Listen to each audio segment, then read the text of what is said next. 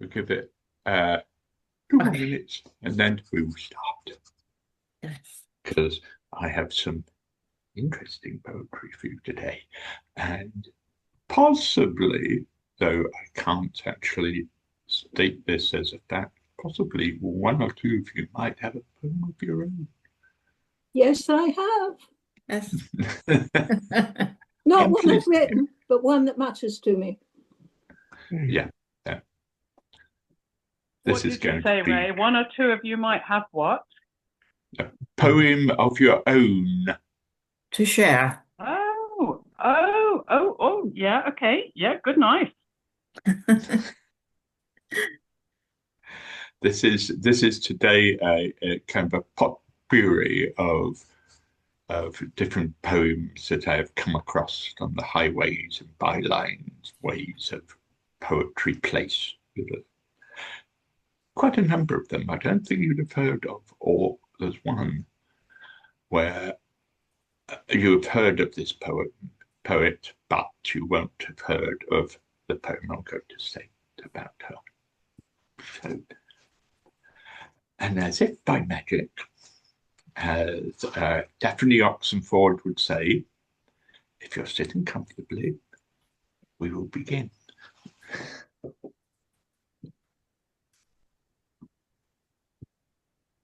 And that was my introduction. Right. The first two poems are by a chap who I went to see a couple of weeks ago, called Martin Kiszko. And for those who wish to spell his surname, it's Kiszko.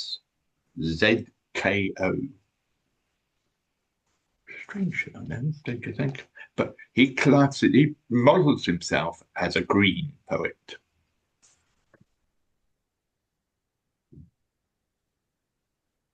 You go out and buy a lot at the megastore or shop from a site on the net or a catalogue you get. I've no idea what you chose among the items you peruse. You might check out the computer games, something trendy for your room, slim laptop with the latest spec, a gadget here, a gadget there, 3 outfits you can't wait to wear, plus a pair of running shoes, a smartphone, skateboard, or a bike. Lots of music that you like, attractive junk and gorgeous tat, a plastic this, a plastic that, sold as trinket or as fad, something that will entertain, gold or silver on a chain. Of course, it's cool to buy brand new, go for many, not for few, then dash into the department store and purchase more from every floor. You certainly must buy a bag to carry all the stuff you have. When you've left the shopping zone, with all the money quickly blown, and all you brought is now back home, sit and chill of what you own. You could go out and buy a lot, or you could stick with what you got. I think that's lovely because it's something that we all do. Who was that, Ray? Who was the poet? Christopher Kiszko. Right, okay. Martin Kiszko. Martin Kiszko. Right. Got it. The second of his, which again will make you smile. It's called Regifting. It was my birthday yesterday. One of the gifts, I had to say, was not my type or style of thing, but kept in its original wrapping. I gave it to my best friend Sue for her dinner party due. I don't know she didn't like, or that she gifted it to Mike, who had one similar at home, so passed it on to his mate Jerome. He gave it not a second look, as it was not a comic book. A leaving present that would make for a party round at Jake's. The design and colour didn't thrill, so Jake awarded it to Jill as a prize in a quiz game. Yet her opinion was the same, so she took it round to the neighbour Trace. Here's something for your brand new place. But Trace devised a thrifty plan to save it for her sister Fran. And that was me. I have to say, I got it back on Christmas Day. It must have saved the folks a lot of pounds. Doing the regifting all around. That's so exactly like what that. happens, isn't it, though? It's very, with all the recycling that goes on. And on and round and round and round, is it? I must have, some of us must have had something like that. As Yeah. that phrase goes, I know I have. And giving it to other people as well. I'm having a bit of a problem hearing you this morning. I don't know if it's the other people aren't hearing quite as clearly as usual. Is it possible to improve the auditory section? Ray, Yes. Ray, what's happening is it sounds like this, and it's very difficult for you. Okay. So it's sounding very loud and then very quiet quite quickly. So Right. I don't think it's your speech. I think it's No. something to do with the distance you are from the microphone, or the angle it's at, or something. I should try and get a bit nearer to the microphone. I also wonder if what it might be is that we've most of us have got our audio on because it's a participatory sort of session, but maybe is that having an effect on the sound? I don't anyone know? Well, I don't think so, but Ray, just try what you've done now, because I think that sentence improved. Right. Can you hear this any better than I am now? Yes. Yeah, Yes. and it may also make sense to mute when we're not speaking. I moved a bit closer to me mic. Moving and Thank you, moving and Ray. muting. Thank you. Are you going to do a certain number and then see what else is coming in? I should do this last one by Martin, and then ask others. Well, And continue. because they may not have bought anything, but we're hoping. Right. Okay. Right. Angela has said she has, so I've forgotten how to mute. Oh dear. I'm sorry, everybody. I've been quite poorly the last couple of days, and it's, to my horror, I find it's affected my general capacity. I can't remember how to mute. Can somebody tell me how to mute? Patsy, it's the bottom left button, right down at the bottom where it says audio. I got it. It doesn't actually say mute. You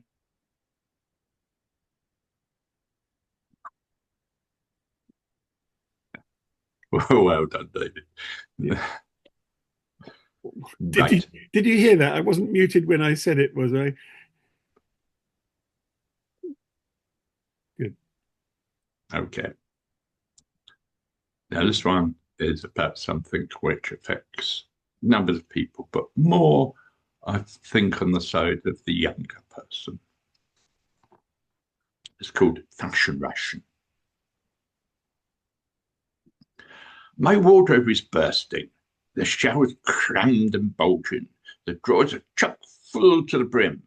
I wish I could ration my passion for fashion, but I love wearing stuff that is in.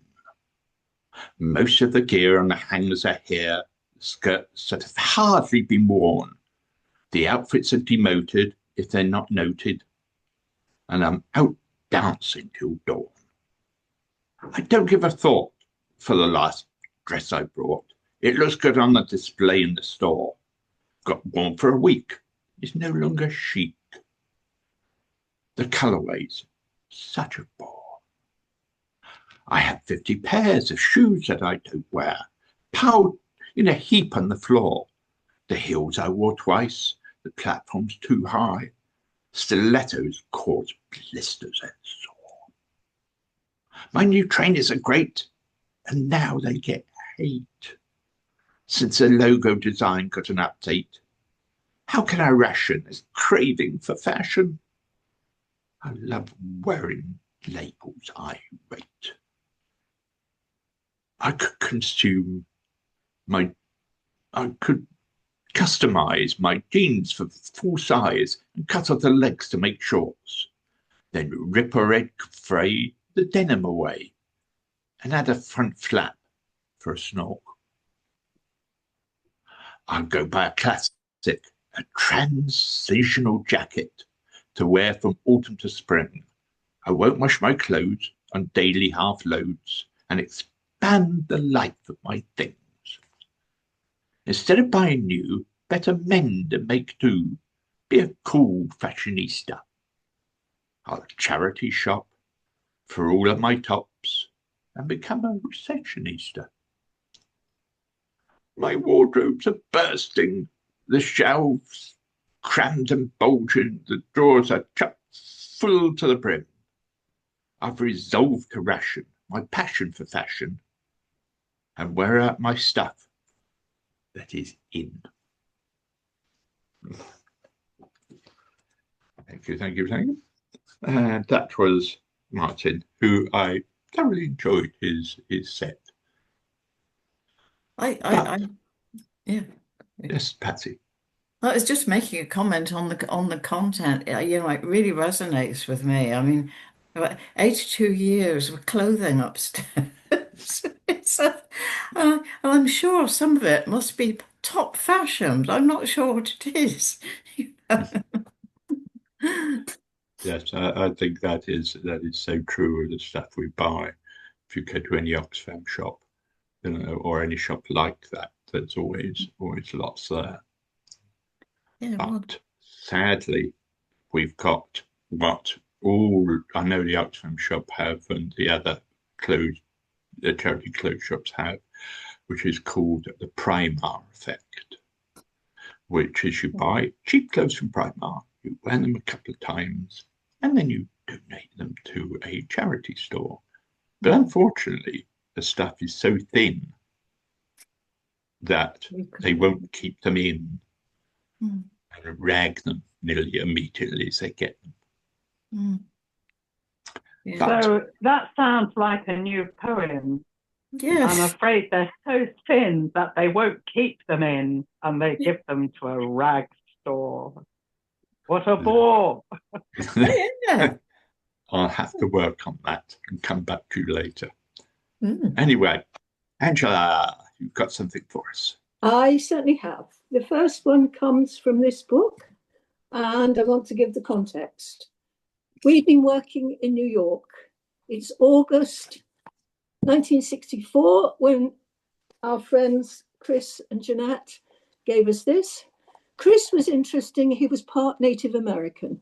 And if you want to know what really happened with the white-skinned founding fathers and their disgusting behavior, talk to a Native American. But anyway, this was given to us because I was pregnant and my first darling daughter was born in September 1965. So, of course, she was 60 in September 2025. But this is what Chris and Jeanette wanted us to have. And I want to read this bit. And a woman who held a babe against her bosom said, "Speak to us of children." And he said, "Your children are not your children. They are the sons and daughters of life's longing for itself. They come through you, but not from you. And though they are with you, yet they belong not to you. You may give them your love, but not your thoughts, for they have their own thoughts. You may house their bodies, but not their souls, for their souls dwell in the house of tomorrow.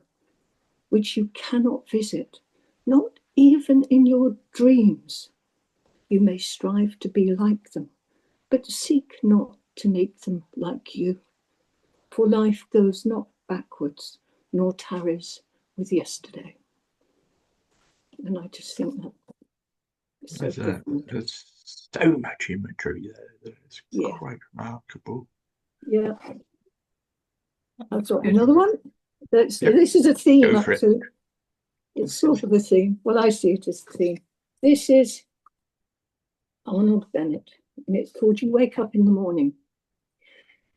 You wake up in the morning, and lo, your purse is magically filled with 24 hours of the magic tissue of the universe of your life. No one can take it from you. No one receives either more or less than you receive. Waste your infinitely precious commodity as much as you will, and the supply will never be withheld from you. Moreover, you cannot draw on the future. Impossible to get into debt. You can only waste the passing moment. You cannot waste tomorrow. It is kept for you. Wonderful. Totally wonderful. That is just brilliant. It is. Thank you very much for that. And now this is William Wordsworth. He's about 30. He's come down from Cumbria, and he's overlooking the river. It's composed upon Westminster Bridge, the 3rd of September, 1802. It's very early in the morning. Listen to him. It's just wonderful. Earth has not anything to show more fair. Dull would he be of soul who could pass by a sight so touching in its majesty.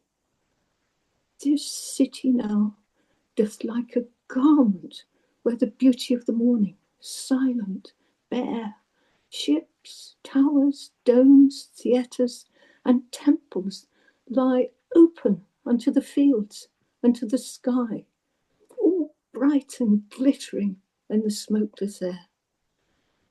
Never did sun more beautifully steep in his first splendour valley, rock, or hill. Never saw I, never felt a calm so deep. The river glideth at his own sweet will. Dear God, the very houses seem asleep, and all that mighty heart is lying still. I don't think anyone ever wrote about early morning so beautifully, especially watching the Thames go by. Mm. Beautiful. Yeah. Yeah, that's poetry never ceases to amaze one, doesn't it? With the imagery and the how to settle on certain words. And I often feel when I'm listening to a poem, or reading it for that matter, but particularly when I'm listening to it, it's a bit like my whole mind is being reset. Everything afterwards looks a little bit different. It's a bit strange, but that's how I feel.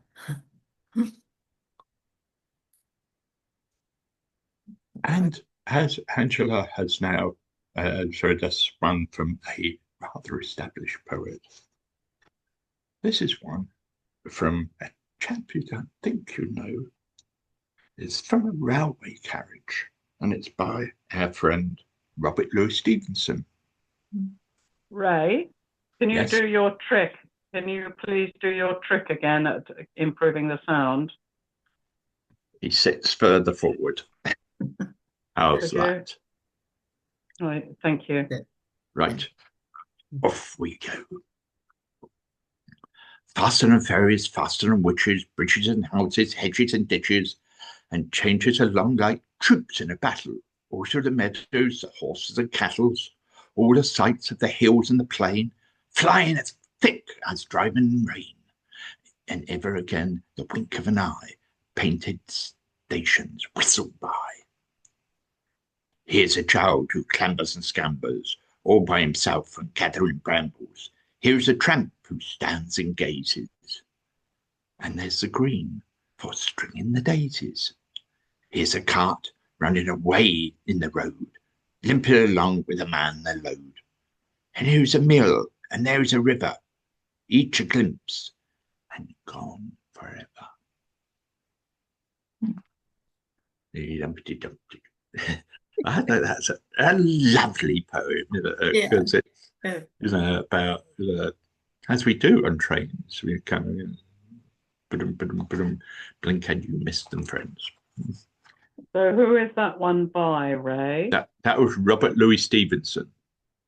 I was just thinking, could we all maybe those of us who are reading out any poems today, could we send David, title of poem and the poet, because then that could go out with the talk and people would find that really interesting, I think. Would that be all right, David? Right. Okay. Yes, of course. This one is by a person who you probably may not have known, unless you are a really devoted poem reader, and that up there. It's Chrissie, Chrissie, Gittins, Gittins. And the poetry title is Driven to Distraction. I picked up the bus in the high street, then put it down in the park. I drove my mum to Distraction. That's the next town, next to Dunkirk. I stood like a lemon in the downpour. Then someone gave me a squeeze. I gave the cold shoulder to Matthew. In minutes, he started to freeze. I got into hot water for fibbing. The water didn't tell me a thing. I threw bread at a tree for a lark, but instead it decided to sing. I turned my nose up at the dinner. It stayed like that for a week. I tried not to be a wet blanket, but my shoelaces started to leak.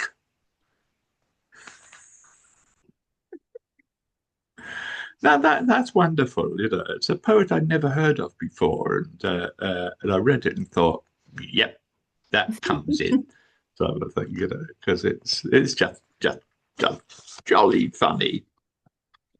I've got one I'd like to read, which I've got one I'd like to read, which is I don't want it to come at the end because it's not. It could be a bit of a downer, which I wouldn't want at the end, So is it okay if I read one next? Do. Okay.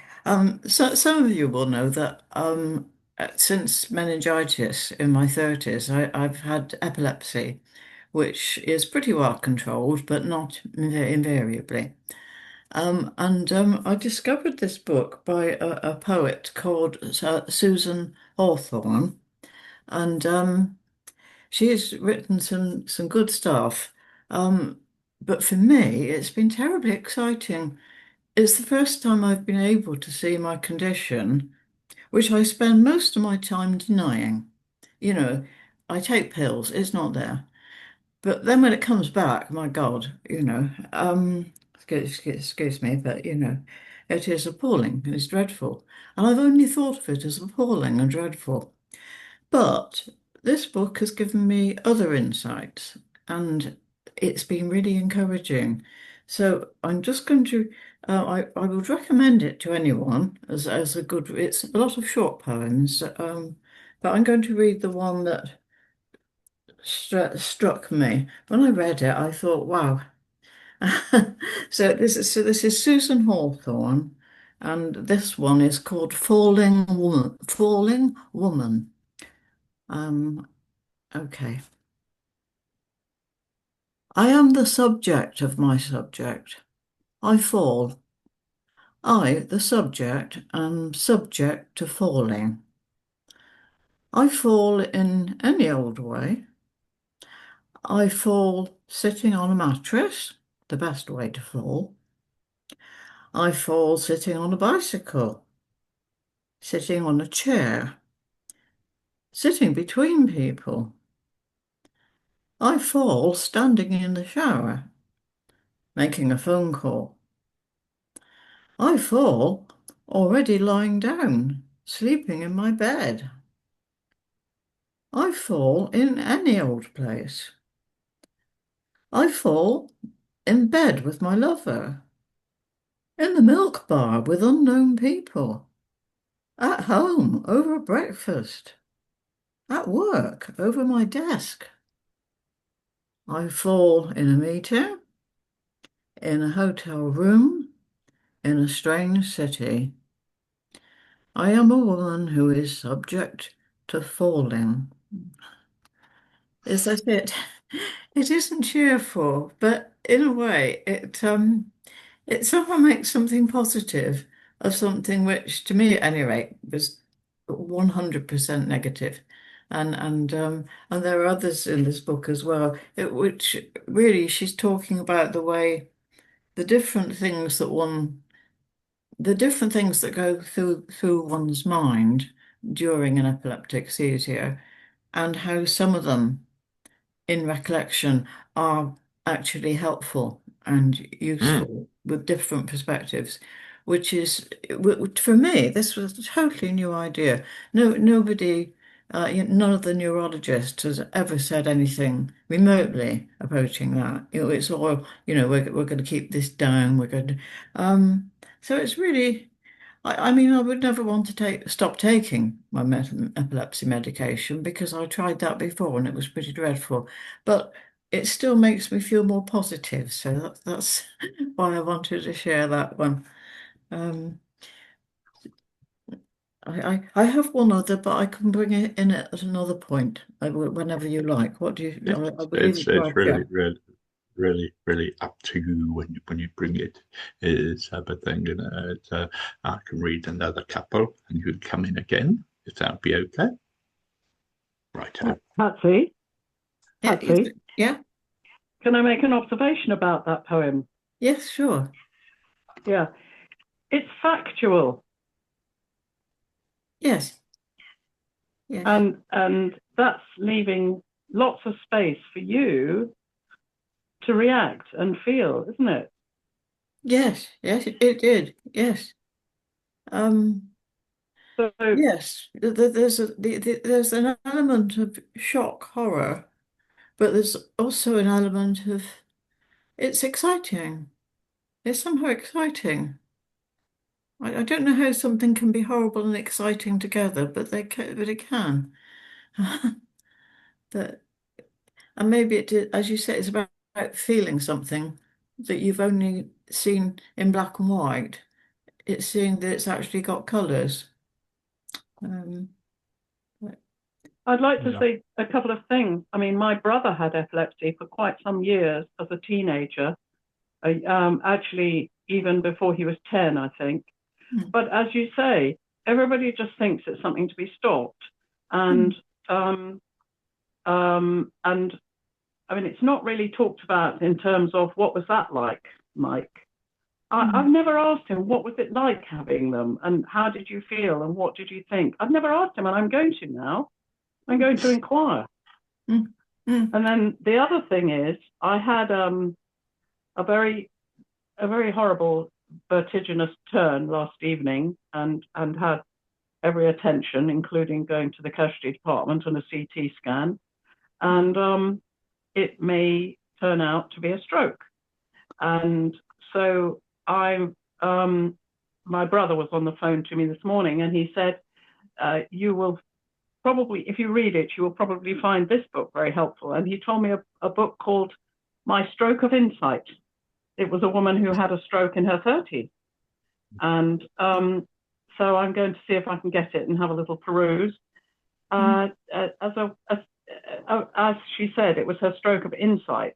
So interesting to see about it. And he's told me before about a book, about love your illness. It's keeping you alive. Sounds a good idea. Be kept alive. Okay. And I will read you a haiku later. Yeah. Like a bit of haikus. Yeah. This one is by a woman called Rachel Rooney.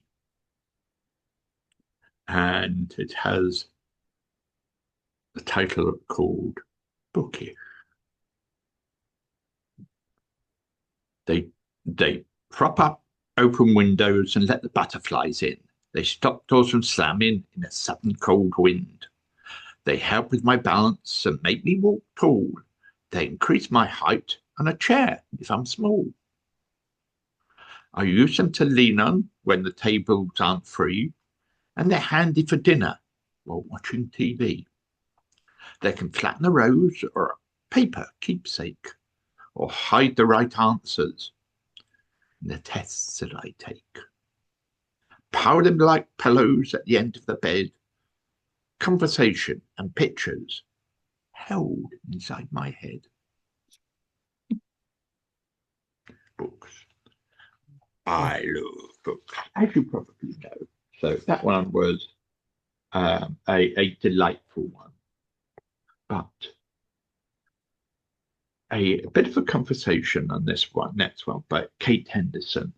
It's called Today I Read a Book by Bus Stop. And my brothers and sisters used to tell me when we were all young that if I didn't have a book with me at breakfast time, I would read everything on the table, like the cereal box or all those types of things, because I couldn't stop. I was an illiterate reader. And someone has put this into a poem, which I liked. So I'll read it to you then, and then someone else could have a go. Today I read the bus stop, and then read the van, a poster and 3 carrier bags, some shop signs, and a man who had a crazy t-shirt on.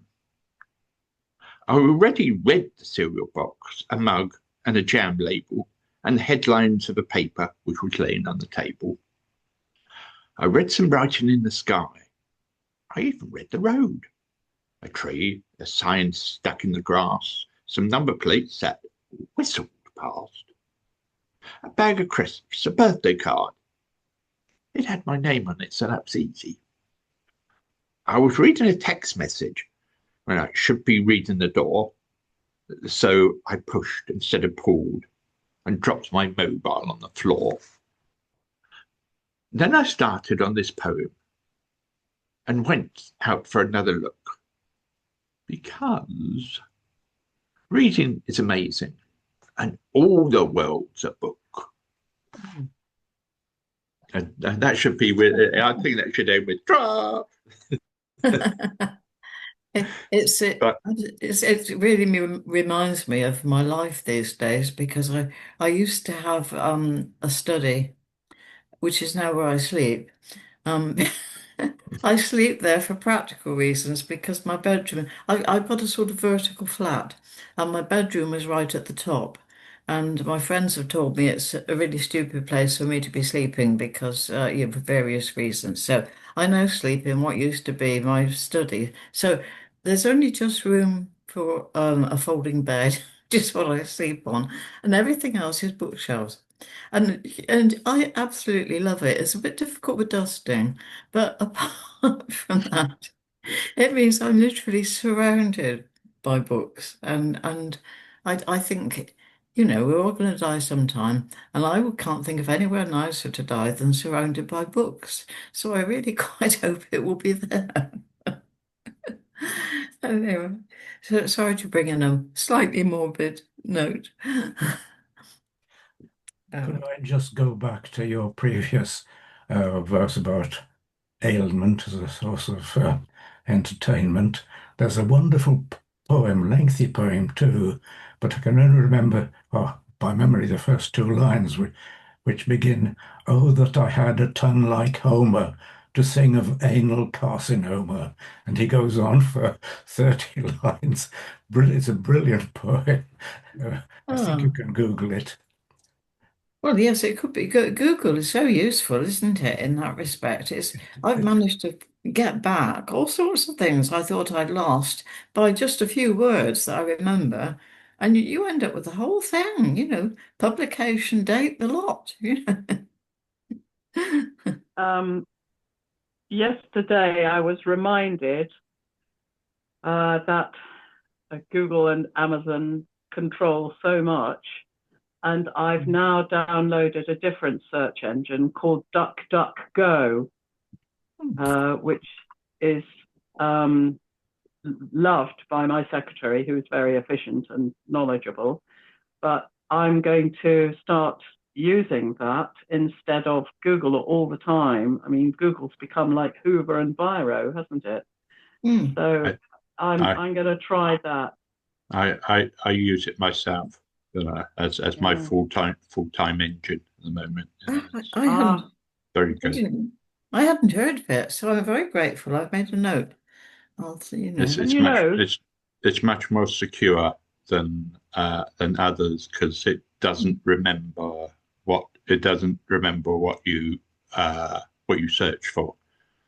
Right. So you can be secure in that. Yeah, it's called DuckDuckGo. Yeah, That's all one word. Yeah. Okay. And what I noticed immediately is it's user-friendly for people with visual impairment because it's black on a pale yellow. And that's the easiest to read. Yes. I can't stand it when they do the subtitles on the television in white. And I'm struggling to read. I can't hear it properly, and now I can't read it properly. I get so cross. Anyway, back to a thing. Who's going to give us a haiku, Hattie? That's nearly a poem in itself, isn't it? I'll first of all give you the context because it's on our holiday in Europe, and Jo is a terrific artist, and I was traveling with her, and we went up the television tower in Berlin, and it's got a lovely viewing platform at the top. And I wanted to go all round. And when I'd finished, by that time, she'd done some sketches and drawn what she could see. And I was ready to go after I'd treated her to a coffee. And she said, "How about having some poem time?" And I couldn't believe it. I just thought, this is just such a wonderful inspiration. She's a lovely person. And yes, of course. So I haven't written down hers. But my first poem was not a haiku, but a poem. And so looking out, anyway, so TV tower for the wall.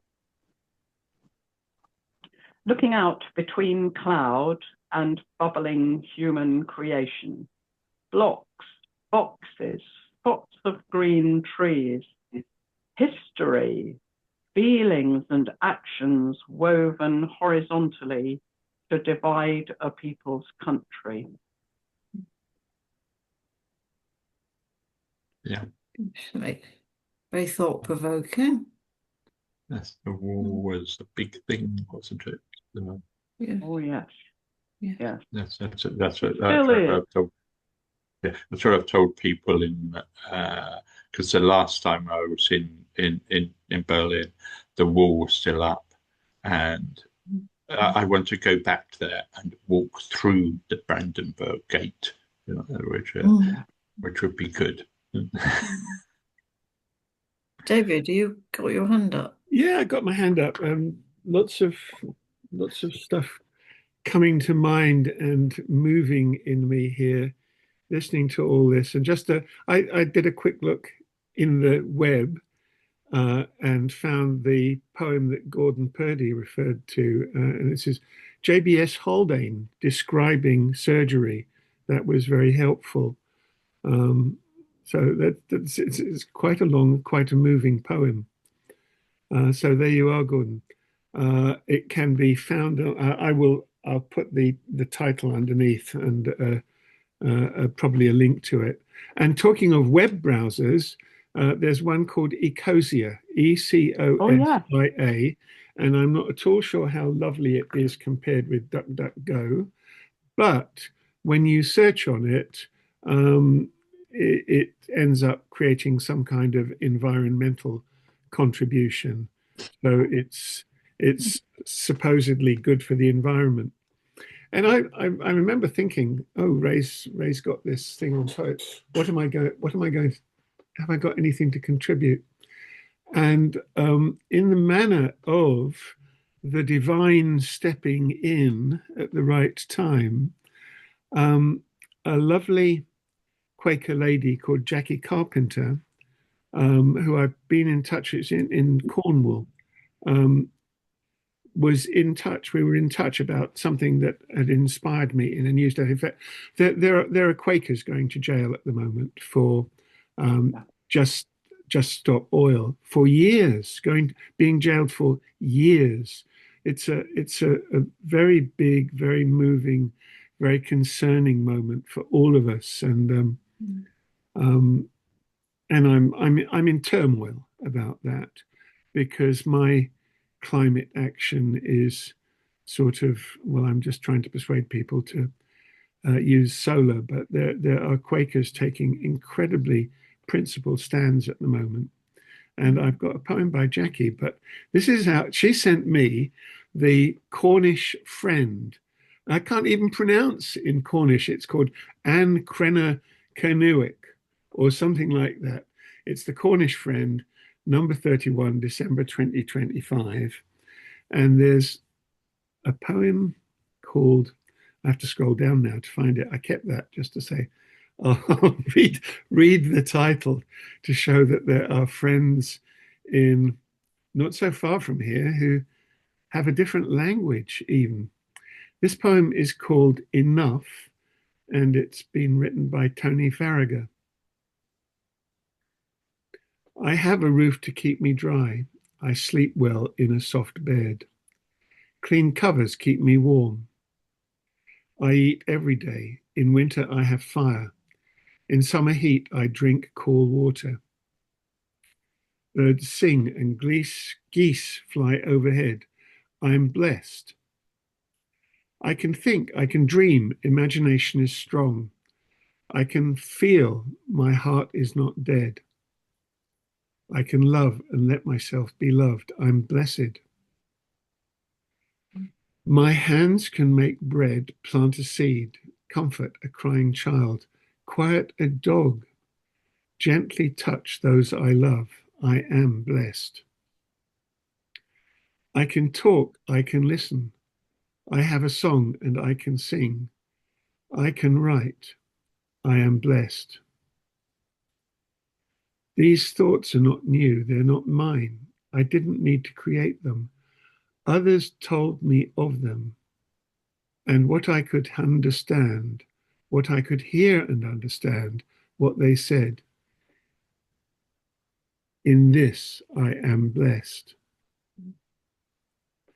And then there's another poem on the stronger, well, on a different theme. And this is the point, that poetry can carry you from one sense in the mind to another very quickly. This one is called Refugee, and it's by Malcolm Guite, Guite, Malcolm Guite. I think it's pronounced that way. And it was submitted by Philip Pearce at Falmouth local meeting for this newsletter. And you'll quickly realize who it's about, who the refugee is. We think of him as safe beneath the steeple, or cosy in a crib beside the font. But he is with a million displaced people on the long road of weariness and want. For even as we sing our final carol. His family is up and on that road, fleeing the wrath of someone else's quarrel, glancing behind and shouldering their load. While Herod rages still from his dark tower, Christ clings to Mary, fingers tightly curled. The lambs are slaughtered by the men of power, and death squads spread their curse across the world. But every Herod dies and comes alone to stand before the Lamb upon the throne. So that's brilliant. That deserves a wow. Yeah. Yeah. And it's so different from Enough, right? You have a meeting about poetry and so much different stuff comes out. And I've got one more. And this one is by Jackie Carpenter herself in the newsletter, which she has a whole section in the newsletter about climate action. And I will put a link to this newsletter, whole newsletter, in the chat, so you can get a sense of Cornwall Quaker meeting. And there's a lot in this newsletter. I only got it yesterday, and I was reading it before this meeting. This one is by Jackie Carpenter, as I said, and it's called The Joyful Descent. For all the wealth in the world, they said, we must keep climbing high. Economic growth is the only way. Development is the cry. And up we climbed, and up, and growth was all we knew. And all the political parties said, we'll give more growth to you. Higher we went, and bleaker the view. There were traffic jams, drugs, and hate. Junk food, stress, and obesity, and people coming home late. The forest groaned, the whales expired, the kids couldn't walk to school. Icebergs melted and sea levels rose. Mobile phones were cool and cruel. In the distant, underdeveloped world, we strove for their discontent. So they'd climb with us up to the peak. They followed us where we went. One day, subprime markets failed, and oil wells began to run dry. Economies had one way to go. They began to collapse and die. People began the long descent, resentful against their will. Their wealth fell back, and down they went, with panic and terror downhill. But as they achieved lower, saner ground, they found things they'd always known. That friends are worth more than material goods, that home is where happiness grows, that laughter is worth more than bars of gold, a smile more than a stock or a share, and music and singing and beauty are life, with people who love and who care. That's by Jackie Carpenter. Wonderful. Well done, Jackie, I would say. Well found. You know, that's certainly a poet I'd like to read more of. Great. So yeah, that came as a gift, having simply wondered, have I got something to contribute when we talk about poetry? And it just that thought led to getting that newsletter and being gifted those poems. It did feel like a gift. It really did. Yeah. And as you say, this thing of being transported into completely different parts of our knowledge, feeling, memories. It's just, you at the end of a poem, you want to digest and take time and be with it. Yeah, it's great. Mm. Mm. Thank you. Thank you. When you're ready, I can read you the haiku next. Yes, that's haiku. It's also from the top of the TV tower. And in their cars there may see a static tower where I, eagle, gan.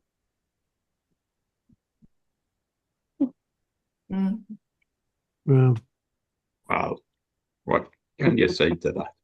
Except for, yeah. Yes. Yeah.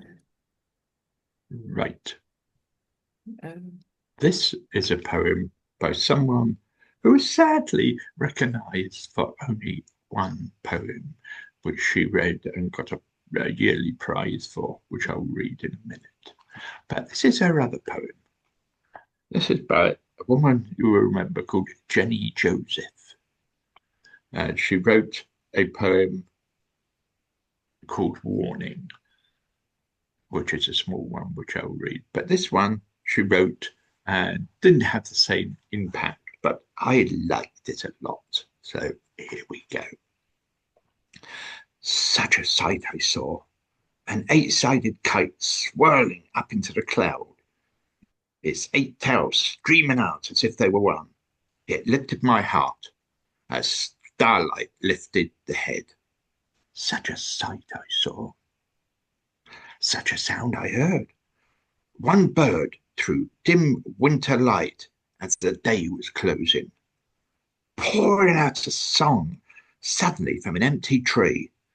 It cleared my head as water refreshes the skin. Such a sound I heard. Such a smell I smelt. A mixture of roses, coffee, of ground leaf and warmth. It took me to gardens and to summer and to cities abroad. Memories of meetings as if my past friends were here. Such a smell I smelt. Such soft fur I felt. It wrapped around me, soothing my winter-cracked skin. Not gritty or stringy or sweaty, but silkily warm, as my animal slept on my lap, and we both breathed contentedly. Such fur I felt. Such food I tasted, smooth on the tongue soup and juicily crackling of meat. Greens like fresh fields, sweet on the palate peas, jellies and puddings with fragrance of fruit that they were made from. Such a food I tasted. Such a world comes in. Far world to the sky to breathe in through your nose. Near worlds you feel underfoot as you walk the land. Through your eyes and your ears and your mouth and your brilliant brain. Such a world comes in. I think that's evocative of a lot we should remember as. But as I say, her most famous poem, which I will read, which is only quite a short poem, but it's remembered by everybody because it became poem of the year. Ray, what's her name? Jenny Joseph. Joseph? Is that Joseph. Joseph. Okay. Yeah. Lovely lady. And this is one I think you'll all remember when you hear it. When I'm an old woman, I shall wear purple with a red hat that doesn't go and doesn't suit me. I shall spend my pension on brandy and summer gloves, satin sandals, and say we have no money for butter. I shall sit on the pavement when I'm tired and gobble up the samples in stores and press alarm bells. I will run my stick along the public railings to make up for the sobriety of my youth. I shall go out in slippers in the rain, pick flowers in other people's gardens, and learn how to spit. You can wear terrible shirts and grow more fat and eat 3 pounds of sausages at a go, or only bread and pickles for a week, hoard pens and pencils, beer mats, and things in boxes. But now we must have clothes that keep us dry, pay our rent, and not swear in the street, and set a good example for the children. We must have friends for dinner and read the papers. But maybe I ought to practice a little now, so that people will know me and they're not shocked and surprised when I'm suddenly old and start wearing purple. Great. That's great. Great. Yeah. That is Jenny Joseph at her most humorous. We haven't heard from Rosie. I don't know. Did you want Yes, Rosie? I can share a poem. I pulled out this slim volume called The 12 Poems of Christmas. Oh, nice. Yeah. And it's a compilation selected and introduced by Carol Ann Duffy, volume 5. Oh, right. Yeah. And the poem is entitled Midnight Christmas Eve. So simple on a night like this to lose all fear and lean too far out on the bridge in admiration of the stars that throw themselves into black water and disappear. From the river's edge, a song begins, flung up from the cathedral, lifted through its ribs of stone, past its candied arches and into domes, to icy sky. A sound that feels as pure, unreal as snow falling upward. The portal is thrown open with the force of something that wants to be alive. Song like this could spark a fire from the hopeless wood, or give birth out of stricken earth to forests of branch and leaf and bud.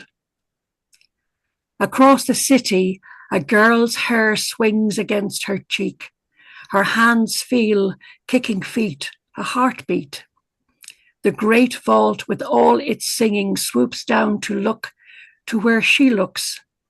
A cathedral turned to cradle. The cradle, a gently ribbed cathedral, deep as the sky, starlit, ready to be filled. And the poet, I'm not sure if I can pronounce this correctly, is Imtiaz Dharker. So that's Imtiaz Dharker. Midnight Christmas Eve. Thank you. That's amazing. One of great imagery as well. I always come here when poetry is a subject with amazement of what people bring to it, and poems like that one that we just heard, it's such full of imagery that it's the sort of thing you can hear again and again, and still get good things from it. Yeah. So that's one of the good things about what we're doing, because we can all hear these again.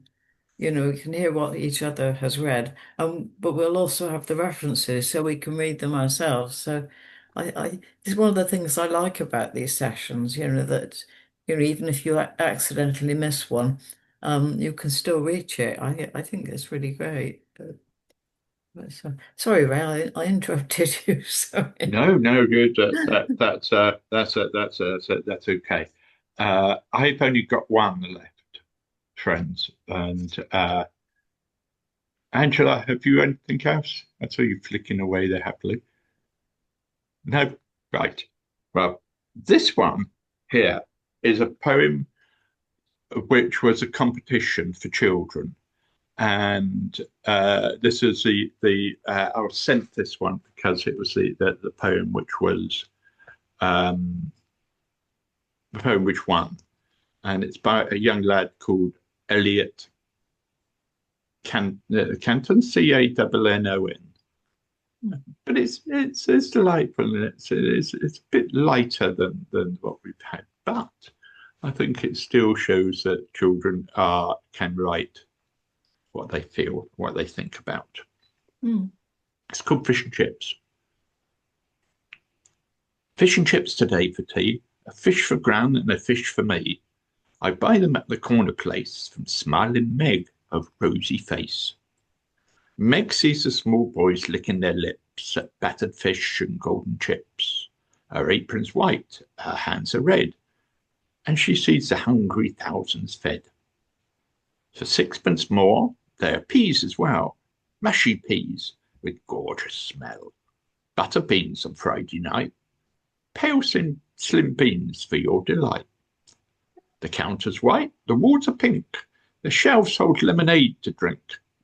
The fat is hissing in the pan, and I soon hurry home to Gran. The chips are good, they taste the same. They've won Ere Meg some local fame. Fish and chips today for tea, a fish for Gran and a fish for me. Isn't that lovely? Lovely. Yeah. Have we any other contributions today, friends? Anybody else left? No. David. Well, just to, as you know, this will, as you anticipate, as you hope, as you look forward to, this will get posted on YouTube as Patsy has asked, links to the poems or the titles, and I will, and I have started asking my friendly local AI to look at the transcripts of these meetings and come up with a nice summary. And it does it so much better than I ever did. But my thought just for today is to ask it to also come up with an appropriate poem that I will put at the bottom of what we have. So there'll be a bonus to look forward to. We'll see how it goes. Yeah, is that fair? Would you like me to do that? Yeah. Yeah. Good. David, you have such fun with AI. I do. It's like so. And just a really quick comment about that. Sort of Christmassy, because at Christmas, in the past, I have a lovely elder sister who's in a care home now. But Christmas in the past would involve getting in my car, throwing my tools in the back, and going to stay at my sister's in the Lake District. And it would always be on the basis of, don't forget to bring your tools. And I would always bring my tools, and I'd have my power tools to do things. And I actually think of AI as a kind of power tool, because it's allowing me to be more thoughtful and reflective in my writing. I'm not using it to do things for me. I'm using it to help me do the things that I want to do and to develop in the way I'm doing them. So, yeah. And yes, well, it's Christmas, and Quakers traditionally don't celebrate Christmas. So, Ray, you must have something appropriate to close us with and comment on that. Comment on Christmas. Wow. Let me see. Hang on a minute, because that's in my book of if that's on my if needed book, which I have got a few things up. And Christmas, this is that great, or sometimes not great poet, it depends on how you feel about him. This is John Betjeman, and he's titled it Christmas. The bells of waiting Advent ring, the tortoise stove is lit again. The lamplight oil lights across the night has caught the streaks of winter rain in many stained glass windows sheen from Crimson Lake to Hooker's Green. The holly in the winter hedge, all around the manor house yew, will soon be stripped to deck the ledge, the altar, font, arch and pew, and so the villagers can say, the church looks nice this Christmas Day. Provincial public houses blaze, and corporation tramlines clang. On lighted tenements I gaze, with paper decorations hung, and bunting in the red town hall says Merry Christmas to you all. The London shops on Christmas Eve are strung with silver bells and flowers, as hurried clerks the city leave to pigeon-haunted classic towers. The marble clouds go scuttling by the many-steepled London sky, and girls in slacks remember Dad, and oafish loafs, louts even, remember Mum, and sleepless children, hearts are glad, and Christmas morning bells say, come, even to the shining ones who dwell safe at the Dorchester Hotel. And is it true? And is it true? This tremendous tale of all, seen in a stained glass window hue, a baby in an oxen stall, the maker of the stars and sea, becomes a child on earth for me. And is it true? For if it is, no loving fingers tying strings around those tinselled fripperies. The sweet and silly Christmas sings, bath salts and inexpensive scent, and a hideous tie, so kindly meant. No love that is in families dwell, no caroling in frosted air, nor all the steeple-shaking bells can be this simple truth compare, that God was man in Palestine and lives today in bread and wine. It's about that then, folks. And I think that quote that and God was man in Palestine, really resonates in today's conflicts. Sure does, yeah. Well, that's all I have for you. Several of those poems really made me think, So grateful to you, David, if you for putting in. Should we be texting David our titles and things? Any that I don't get, and it's been spoken, and I will be going You through. can chase it, yeah. In fact, I could even get my AI to make a list for me. I'll ask it to do that and see what it comes up with, and edit and embellish as necessary. Well, as usual, friends, it's been a joy to be with you this morning, and I'm glad that I was not the only one who was telling of the poetry, that it was a communal thing. Yeah, great. Which makes me very pleased. So, have a good Christmas, all of you. And next time, which is on January the 9th, we meet, as Patsy has said, it is Martin Smith on Assignment, A Foreigner in Many Lands. I look forward to listening to him. And I'll see you again. I'll see some of you, a couple of you are on Sunday, and the rest in January. Go well, my friends. Happy Christmas, everyone. If Thank you. Yeah, absolutely. Greetings. Great. Bless us all.